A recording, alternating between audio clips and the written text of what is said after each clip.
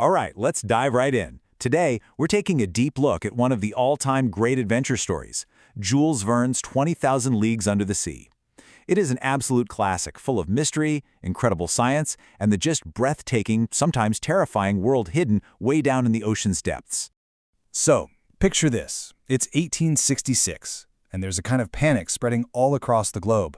Sailors are coming back to port with these wild stories about some kind of creature, something way faster than a whale, with a glowing body and just this immense, terrible power. The newspapers are calling it marvelous and terrifying, a monster that could just smash through the hulls of ships like they were nothing. The whole world was completely captivated and, pretty terrified. So this is the story of the hunt for that monster and the unbelievable truth that was waiting for them under the waves. People were talking about it so much that an official expedition was pretty much inevitable. An American warship gets commissioned with one very clear goal: find this beast and either capture it or kill it. And joining this mission are our three main guys. First up, you've got Professor Aronnax. He's a famous French marine biologist, and he's the one telling us the story. He brings along his super loyal servant, Conseil.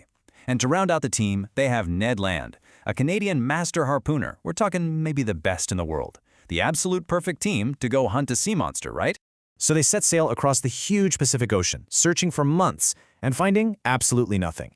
The crew starts getting really impatient, and a lot of them begin to think the monster doesn't even exist. But then, one evening, there it is, this long, glowing shape moving through the water. The hunt was finally on. And the scene was just total chaos. The crew chased it like their lives depended on it, but nothing worked. Their cannons, their harpoons, they just bounced right off the creature's skin. It moved with this weird, unnatural speed and power that just didn't make any sense. And then, just like that, the hunter became the hunted. The creature turns and rams their ship with what felt like a body made of solid steel. The impact was huge, and in all the confusion, Aronnax, Conseil, and Ned Land are thrown overboard, right into the dark, open ocean. So there they are, struggling in the water, and their only hope is to swim toward the glowing creature. But as they get closer, they realize something incredible. This wasn't a monster of flesh and blood at all. It was a machine. They had just stumbled upon a man-made submarine.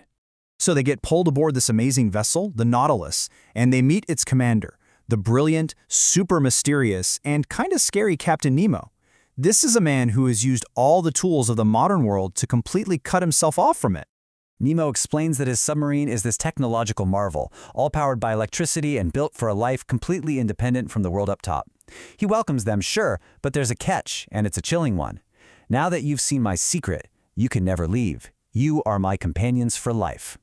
And this sets up the main conflict of the whole story. For Professor Aronnax, this is basically a dream come true. It's a scientific paradise, where he can study all the ocean's deepest secrets. But for Ned Land, who values his freedom more than anything, the Nautilus is just a fancy prison. And he starts planning his escape almost immediately. So even though they're prisoners, their journey on the Nautilus opens up this world of unbelievable beauty, a world that no human had ever laid eyes on before. I mean, the things they saw were just beyond imagination. Through these huge windows on the Nautilus, they're looking at nature completely untouched by humans, glowing coral reefs, silent shipwrecks, even the sunken ruins of Atlantis. Nemo even gives them these special diving suits so they can walk on the seabed and explore it all for themselves. But for all its beauty, this underwater world was also a place of incredible danger and, well, violence, which really reflected the dark, complicated mind of their host, Captain Nemo. Yeah, this was no peaceful sightseeing tour. They learned really quickly that the beautiful ocean was also full of constant threats, and they had to fight just to survive. They faced some seriously scary stuff. In one terrifying moment, they get attacked by a monstrous giant squid, forcing the whole crew out on deck for this desperate hand-to-hand battle. Another time, the sub gets trapped under the ice at the South Pole, and their oxygen supply just starts ticking down. But through all of these insane dangers, Captain Nemo was remarkably calm and courageous. His leadership was just fearless. His scientific knowledge seemed to have no limits. He was truly the master of his world. But Aronnax also saw another side of Nemo, a side that was shockingly cruel and full of vengeance. Anytime a warship appeared on the surface, Nemo would attack it without a second thought, with zero mercy, sending the ship and its entire crew to a watery grave. He had this cold, chilling indifference to human life that revealed this deep, mysterious hatred he had for the world he left behind. And this forces Aronnax and us to ask the big question: who is Captain Nemo?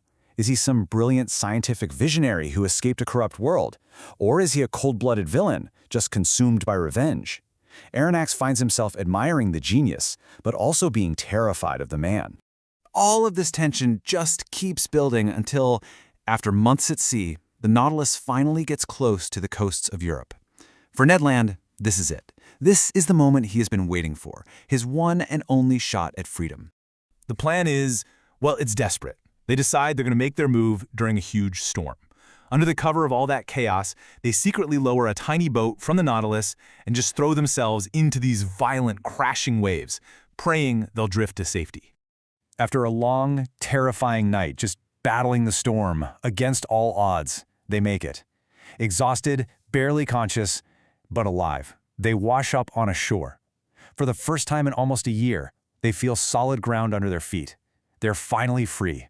And so, Aronnax and his friends return to the world, but the story leaves us with this powerful, lingering mystery. Did the Nautilus survive that storm? Is it still out there, exploring the depths, hidden from all of us? The story of Captain Nemo is really this timeless warning about human ambition, about deep sorrow, and the price of cutting yourself off from the world.